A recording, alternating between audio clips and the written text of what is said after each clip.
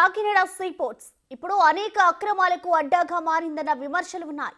అంతేకాదు ఈ port smuggling den గా మారిందన్న ఆరోపణలు ఉన్నాయి. అయితే ఇప్పుడు ఈ తతంగమంతా ఎలా జరిగింది, దీని వెనుక ఎవరున్నారు అనే దానిపై ఫోకస్ పెట్టింది ఏపీ ప్రభుత్వం. అయితే ఇంతలోనే మరో కొత్త విషయం అంతా తెరపైకొచ్చింది. ఈ సీ పోర్ట్స్ లిమిటెడ్ లో 41.12% వాటాను బెదిరించి దౌర్జన్యంగా లాగేసుకున్నారంటూ ఏపీ సిఐడికి ఫిర్యాదు అందింది. ఈ కంప్లైంట్ చేసింది Kakinada infrastructure holdings private limited సంస్థ అధినేత కేవీ రావు. ఆయనే నేరుగా సిఐడి చీఫ్ రవిశంకర్ ను కలిసి ఈ ఫిర్యాదు చేశారు. దీనిపై 1-2 రోజుల్లో కేసు నమోదు చేసి దర్యాప్తు మొదలుపెట్టనుంది సిఐడి.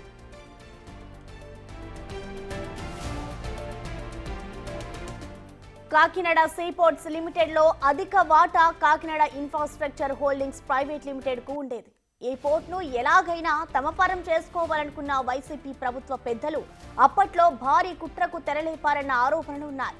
ఆడిట్లు, కేసులు అంటూ ఆ సంస్థ అధినేత కేవీ రావుపై ముప్పేట దాడి చేయించారన్న ఆరోపణలు కూడా ఉన్నాయి. ఆ వేధింపులు, ఒత్తిళ్లు తట్టుకోలేక తప్పనిసరి పరిస్థితుల్లో కేవీ రావు పోర్టులో తమ సంస్థ వాటా 41.12% ఆరో ఇన్ఫ్రా ప్రైవేట్ లిమిటెడ్ కు అప్పగించేశారు. ఈ కంపెనీ అప్పటి సీఎం జగన్మోహన్ రెడ్డికి అత్యంత సన్నిహితుల కంపెనీ అనే ఆరోపణలు ఉన్నాయి.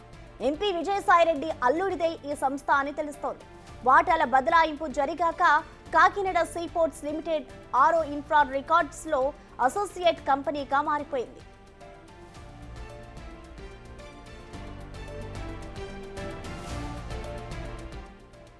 కాకినాడ సీ పోర్ట్స్ లిమిటెడ్ విలువ దాదాపు 4,068 కోట్లు.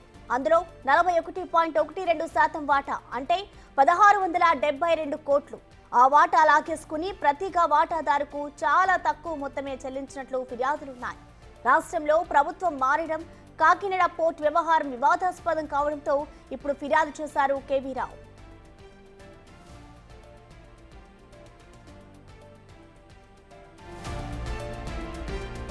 మంత్రి నాదెండ్ల మనోహర్ కూడా ఇలాంటి ఆరోపణలే చేశారు. కాకినాడ పోర్ట్ నుంచి జరుగుతున్న రేషన్ బియ్యం స్మగ్లింగ్ వెనుక భారీ నెట్వర్క్ పనిచేస్తుందన్నారు. కాకినాడ సీ పోర్ట్ లోకి అరవిందో రియాల్టీ ఏ విధంగా వచ్చింది? కాకినాడ ఎస్సీజెడ్ ను జిఎంఆర్ నుంచి ఎందుకు లాగేసుకున్నారు? కాకినాడ సీ పోర్ట్ ను బలవంతంగా లాక్కున్న అరవిందో రియాల్టీ సంస్థకు బాస్ ఎవరు? పనిగట్టుకుని కాకినాడకు చెడ్డ పేరు తెచ్చిందెవరు? కాకినాడ పోర్ట్ ను స్మగ్లింగ్ డెన్ గా మార్చిందెవరు అని మంత్రి ప్రశ్నలు సంధించారు.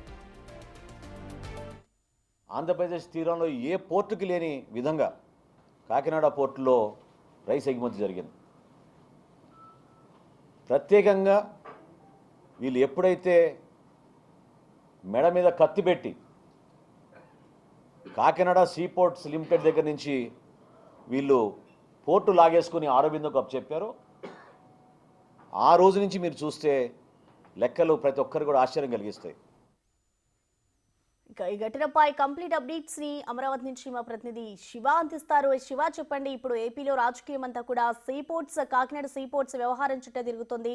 దీనిపై కొన్ని అనేక విమర్శలు కూడా వస్తున్నాయి. సో మొత్తంగా అసలు పోర్ట్స్ కి సంబంధించి ఏం జరుగుతుంది? అప్డేట్స్ ఏంటి శివ? ప్రసన్న, మొత్తం మీద చూసుకుంటే కాకినాడ ఇన్ఫ్రాస్ట్రక్చర్కి సంబంధించిన కేపీ రావు ఇప్పుడు హాట్ టాపిక్గా మారారు. గత 20 రోజుల కాలంగా ఆంధ్రప్రదేశ్లో కాకినాడ పోర్టు నుంచి ప్రపంచ దేశాలకి అక్రమంగా రేషన్ బియ్యం తరలిపోతుందని చెప్పి కూడా ప్రభుత్వం సీరియస్ అయింది.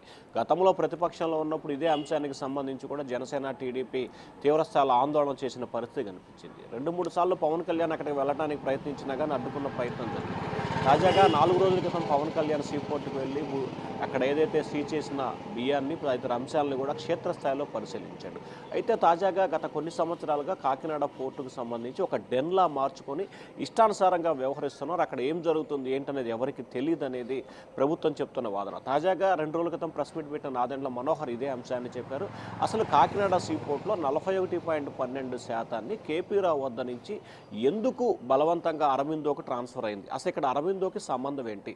అలాగే ఎస్సీజెడ్లకి సంబంధించి సంబంధించి జిఎంఆర్ నుంచి ఎందుకు బదలాయించారు? సో వీటన్నిటిని కూడా బయటికి వస్తే ఒక అద్భుత శక్తి దీని వెనక ఉంది. దీనిపై సమగ్రమైన విచారణ చేస్తే వాస్తవాలు బయటకు వస్తాయి.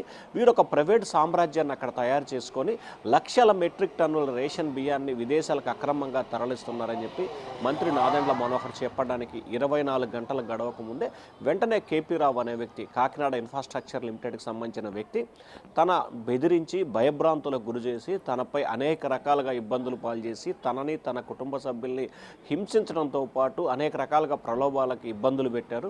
దీనివల్లనే తనకు సంబంధించిన దాదాపుగా 1700 కోట్ల రూపాయలు విలువ చేసి, అంటే 1672 కోట్ల రూపాయలు విలువ చేసే కాకినాడ సీ పోర్ట్లో 41.12% వాటాని వారికి బదలాయించాను. దానికి నామమాత్రం ధరే తనకి చెల్లించారని చెప్పి కూడా నిన్న ఏపీ సిఐడి చీఫ్ రవిశంకర్ అయ్యన్నారికి ఆయన ఒక ఫిర్యాదు చేసినట్టు తెలుస్తుంది. ఈ ఫిర్యాదు ఇప్పుడు వెలుగులోకి రావడంతో వాస్తవాలు బయటకు వచ్చే అవకాశం కనిపిస్తోంది. అసలు కాకినాడ సీపోర్ట్లో ఏం జరుగుతుందనే ఉత్కంఠ గత 20 రోజుల కాలంగా కొనసాగుతున్న అంశానికి సంబంధించి మొన్న నాదెండ్ల మనోహర్ మీడియా సమావేశంలో ప్రస్తావించడం, తాజాగా కేపీ రావు వచ్చి సిఐడి అధికారులకు ఫిర్యాదు చేయడంతో అసలు తీగలాగితే డొంక కదిలిందనే సామెతకు సంబంధించి కూడా ప్రస్తుతం కాకినాడ పోర్టులో జరుగుతున్న అంశానికి సంబంధించి ఒక్కొక్కటిగా వెలుగులోకి వస్తున్న పరిస్థితి కనిపిస్తూ ఉంది. రాజ్యసభ సభ్యులు ఎంపీ విజయసాయిరెడ్డి అల్లుడికి సంబంధించి ఈ అరవిందో కంపెనీ అనేది కూడా అందరికీ తెలిసిన విషయం. ఆయన కంపెనీకి బలవంతంగా బదలాయించుకొని అక్కడ పోలీసులు కానీ అధికారులు కానీ లేకపోతే కేంద్ర ప్రభుత్వ అధికారులు కానీ షిప్కు సంబంధించిన వారు కానీ మెరీన్కి సంబంధించి ఎవరూ లేకుండా వీరే ఆ సీ పోర్ట్ని స్వాధీనం చేసుకొని వారి నేతృత్వంలోనే బియ్యం అక్రమ రేషన్ రవాణాకి తెరదీచారనేది ప్రస్తుతం ప్రభుత్వ వాదనగా కనిపిస్తూ ఉంది.